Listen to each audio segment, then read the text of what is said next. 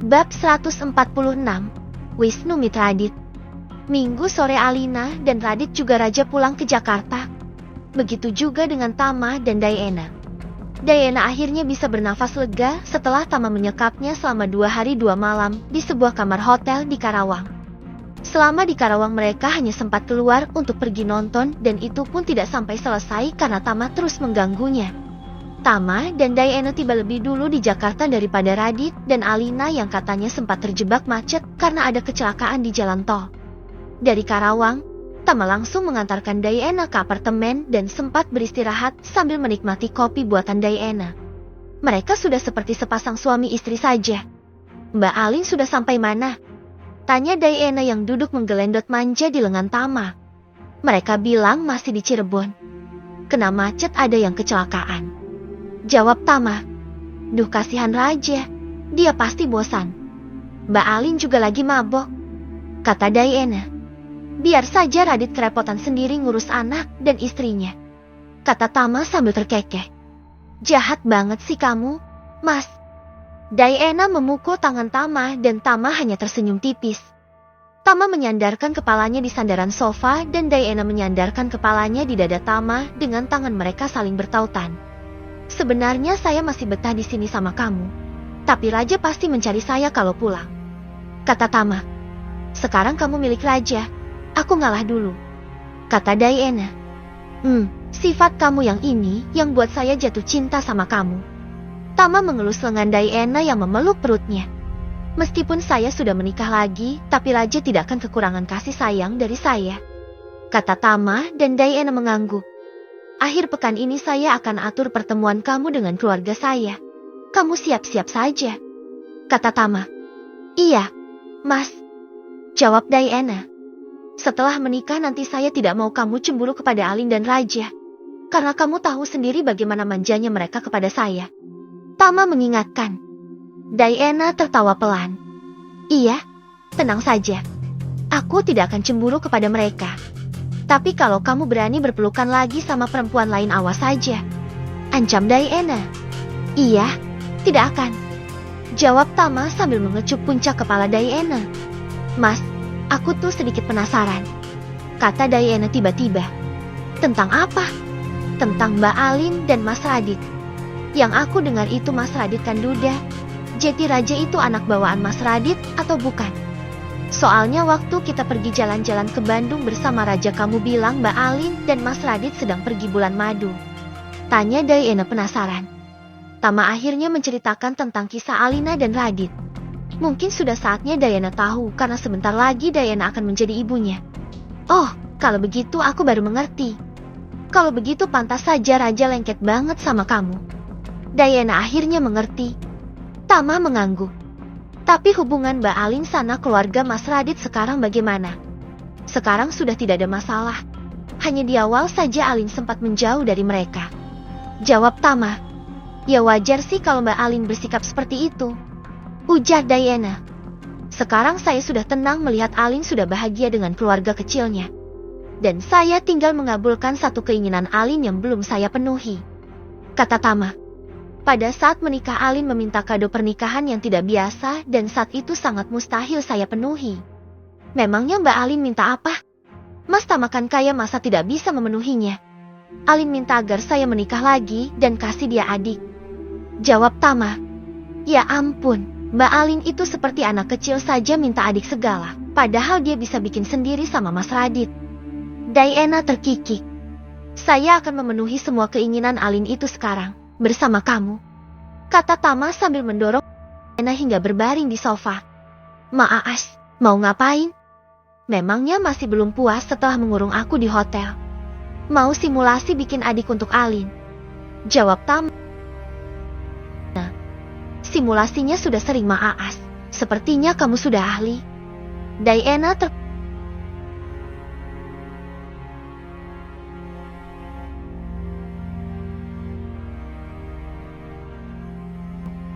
Setelah hampir 1 jam bermain di sofa, Tama pun terpaksa pulang karena sebentar lagi Radit dan Alina akan sampai di Jakarta. Tama tidak mau sampai Raja rewel jika tidak mendapati Tama di rumah. Radit sedang fokus dengan pekerjaannya di kantor saat sekretarisnya mengabari jika Tama datang. "Papa, tumben kesini?" tanya Radit sambil mencium tangan mertuanya itu.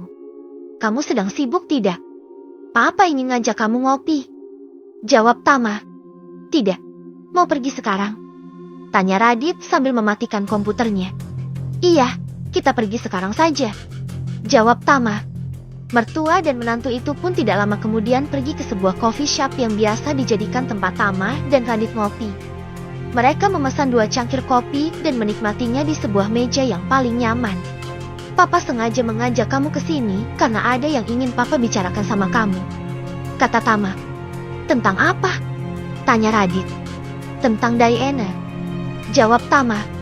Radit menatap ke arah wajah mertuanya yang terlihat sangat serius. "Papa berniat untuk mengabulkan permintaan Alin. Papa akan menikahi Diana." "Syukurlah, Alin pasti senang mendengarnya. Rencananya Papa akan mengajak kalian bertemu dengan Diana. Papa akan bilang sama Alin mengenai rencana Papa ini." "Apa perlu Radit atur untuk acara pertemuannya?" tanya Radit. "Ya, tolong kamu yang atur. Papa dan Diana akan ikut saja," jawab Tama. "Baiklah. Kalau begitu Radit akan cari tempat yang bagus untuk kita berkumpul bersama." "Ya, Papa percayakan sama kamu." "Apakah keluarga Mbak Diana sudah tahu akan rencana Papa ini?" tanya Radit. "Diana sudah tidak punya orang tua. Dia hanya punya paman dan bibi di Karawang.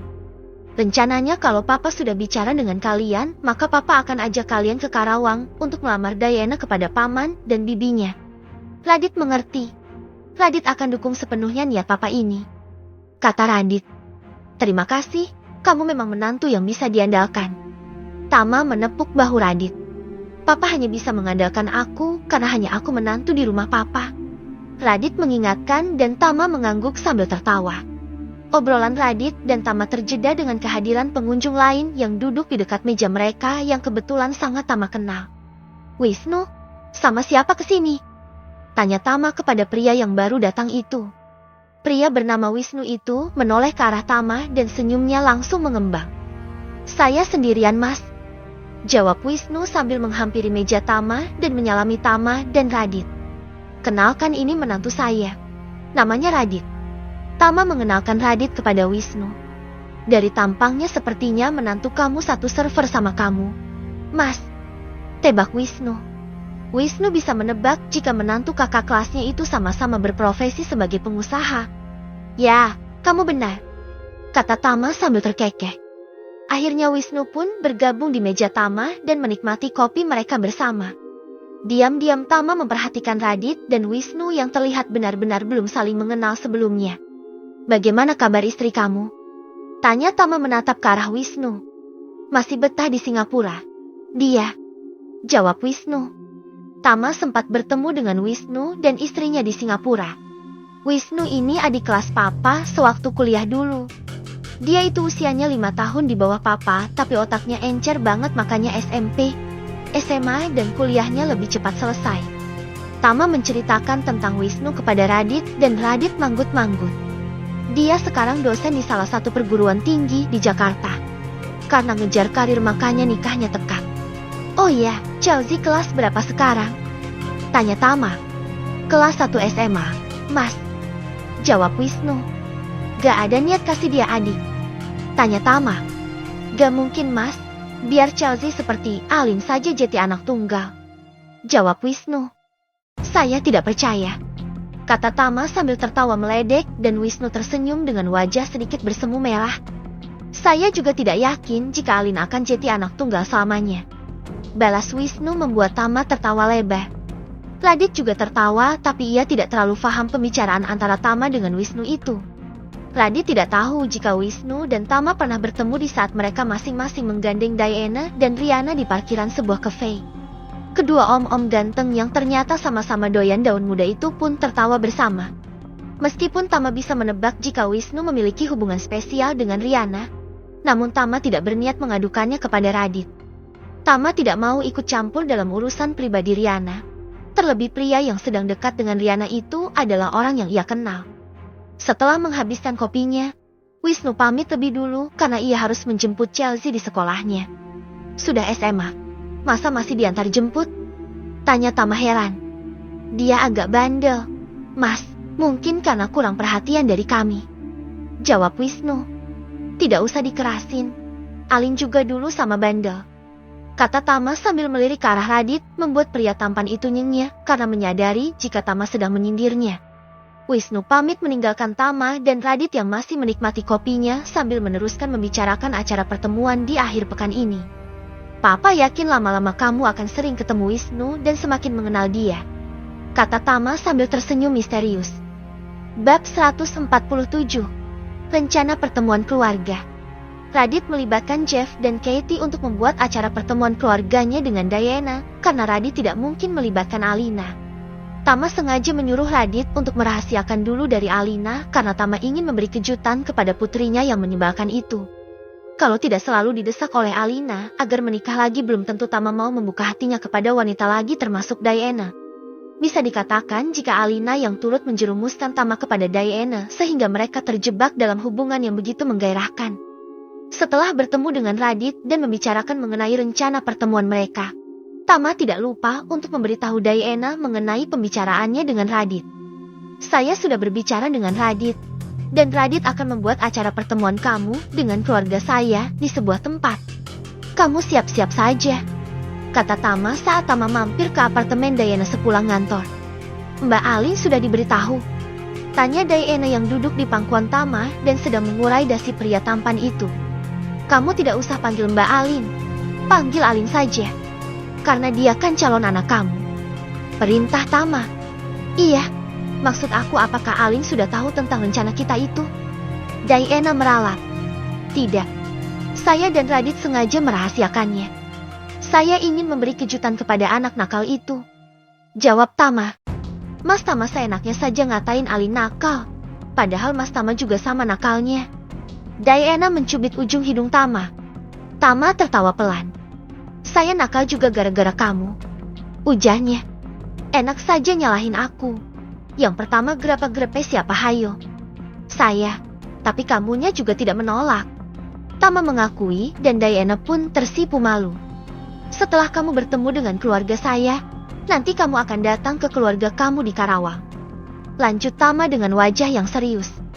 Tapi ke Karawangnya nanti kalau rumah saya sudah selesai dibetulkan. Soalnya banyak yang bocor. Kata Diana. Rumah kamu sedang diperbaiki? Tanya Tama. Iya. Selama ini, biaya hidup aku kan Mas Tama yang nanggung. Jadi uang gaji aku ditabung untuk benerin rumah. Jawab Diana. Benerin apa saja? Tanya Tama ingin tahu. Yang bocor dulu, kalau semuanya takut uangnya tidak cukup. Jawab Diana. Sekalian saja kamu benerin semuanya.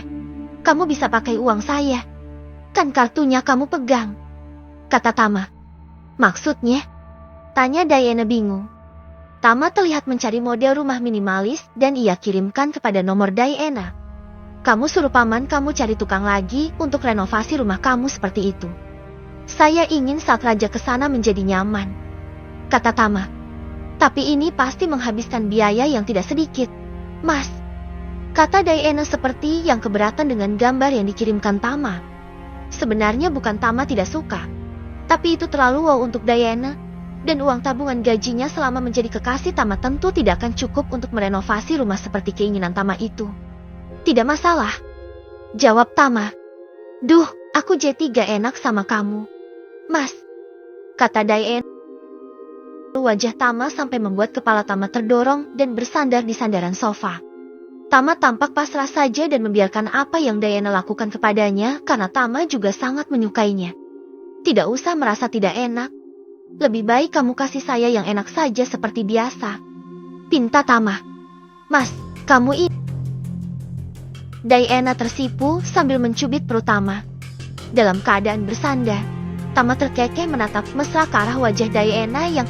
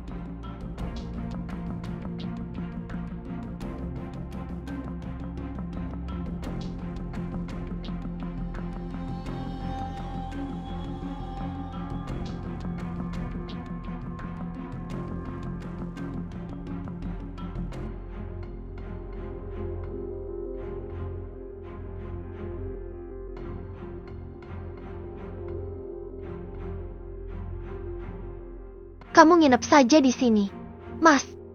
Pinta Diana manja. Diana tidak mau kemesraan mereka ini berakhir dengan kepulangan Tama ke rumahnya. Diana sudah tidak mau jauh dari pria tampan itu. Baiklah. Saya akan menginap di sini malam ini. Sesekali biar Radit tangani raja sendirian. Jawab Tama yang tidak bisa menolak permintaan Diana itu. Pria mana coba yang akan menolak jika selalu...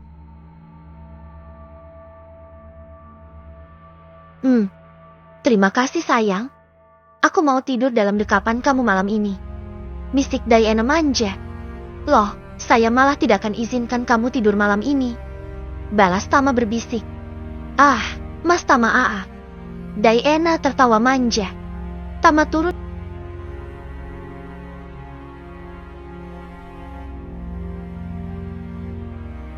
dan kemudian pergi ke balkon untuk merokok. Tama menikmati 2 batang rokok di sana, sementara Diana memilih membuat makanan untuk makan-makan mereka.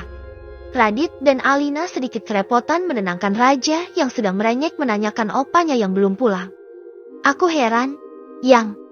Kenapa akhir-akhir ini papa sering tidak pulang? Kata Alina sembik memperhatikan Radit yang sedang menggendong raja yang sedang rewel. Bukannya papa itu selalu sibuk. Dulu kamu saja sering menginap di rumah aku karena sering ditinggalkan papa kamu. Kata Radit. Radit terlihat santai karena Radit sudah bisa menebak ada di mana sekarang mertuanya itu. Iya, tapi kali ini kan papa ada di Jakarta, Yang. Ujar Alina. Sudahlah, tidak usah panik begini.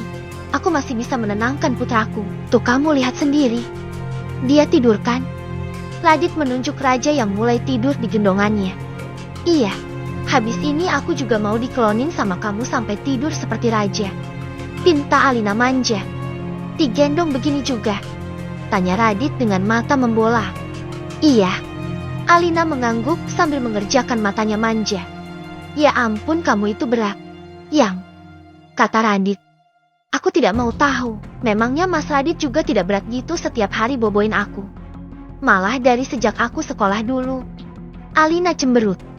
Hehe, baiklah sayang. Jawab Radit sambil tertawa. Radit selalu merasa lucu saja saat mengingat jika ia sering itu sejak Alina masih berseragam putih abu. Bahkan Radit sampai membeli apartemen agar mereka punya tempat sendiri dan bisa bebas pun mereka mau. Alina menunggu dengan sabar sampai Radit menidurkan raja di ranjang mereka. Radit memutuskan malam ini raja tidur bersama mereka karena sedang rewel mencari opanya yang lupa pulang. Setelah menidurkan raja, kini si cantik Alina yang nemplok di gendongannya. Sebetulnya Alina tidak terlalu berat bagi Radit. Bobot istrinya itu masih sama seperti saat Alina SMA dan Alina masih terlihat seperti biji dengan tubuh dan wajah yang terawat sempurna. Kedua tangan Alina melingkar di leher Radit dengan manja dan kepalanya menyusup di leher pria tampan itu. Sekarang baru 2, beberapa bulan lagi aku punya 3 yang harus dikeloni. Kata Radit sambil berjalan mondar-mandir dan tangannya mengelus punggung bumil cantik yang sedang dalam mode manja itu. Hanya itu jawaban Alina. Alina mulai diserang rasa mengantuk dan akhirnya wanita cantik itu pun benar-benar tertidur dalam gendongan Radit. Setelah memastikan Alina tidur pulas, Radit pun menidurkan Alina di samping raja dan kemudian Radit pun ikut tidur di sisi yang lain. Tangan kekar pria tampan itu memeluk tubuh kedua kesayangannya dan membawanya ke dalam mimpi.